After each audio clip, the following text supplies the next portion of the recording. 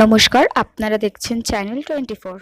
2014 থেকে 2025 প্রত্যেক বছরে কিন্তু আমাদেরকে কিন্তু এইভাবে আন্দোলন করতে হচ্ছে এবং জিএসটির কোনো সুরা নেই। সাধারণ মানুষ, গরিব মানুষ খুব প্রবলেমের মধ্যে রয়েছে এবং একমাত্র মাননীয় মুখ্যমন্ত্রী মমতা বন্দ্যোপাধ্যায় যে সারা বাংলার মানুষকে তার স্কিমে কিন্তু মানুষকে পরিষেবা দিয়ে যাচ্ছে। দিদির স্কিমগুলোকে প্রত্যেকটা স্টেটই কপি করছে কিন্তু কন্টিনিউশন করতে পারছে না, কোনো কন্টিনিউটি নেই এবং দিদির ডেভেলপমেন্টকেই কিন্তু সকলে কাটক্য করে লাভ নেই।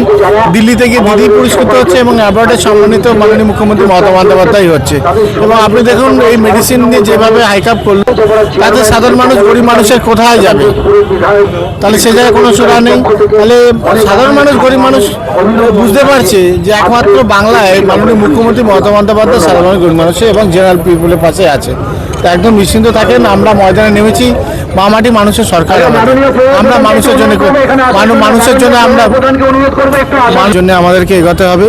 তাহলে মাননীয় মুখ্যমন্ত্রী মমতা বন্দ্যোপাধ্যায় সবসময় বলেছে মানুষের পাশে থাকতে, মানুষের কাজ করতে এবং মানুষের কাজ করাটা হলো আমাদের ধর্ম। আমাদের কর্ম হলো আমাদের ধর্ম হলো আমাদের কর্ম।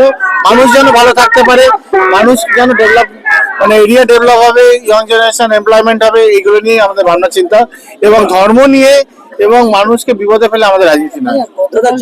26,000 শিক্ষক পথে বসেছে এবং সেখানে দেখা যাচ্ছে মমতা ব্যানার্জি নিজে বৈঠক করেছেন এবং সিপিএম এবং বিজেপির চক্রান্ত।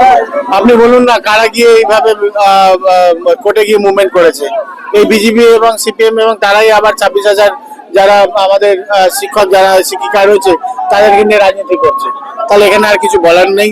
মানুষ দেখছে এবং সকলেই জানে কারা এই রাজনীতিটা খেলেছে এবং নিন্দা জানাই, কেন এই যে নোংরামি খেলাটা এরা খেলেছে এটা তাতে সাকসেস হবে না। এবং মাথার উপরে যখন মাননীয় মুখ্যমন্ত্রী মমতা বন্দ্যোপাধ্যায় আছে, একদম নিশ্চিন্ত থাকেন, এর সুরা হবে এবং সকলেরই ভালো হবে।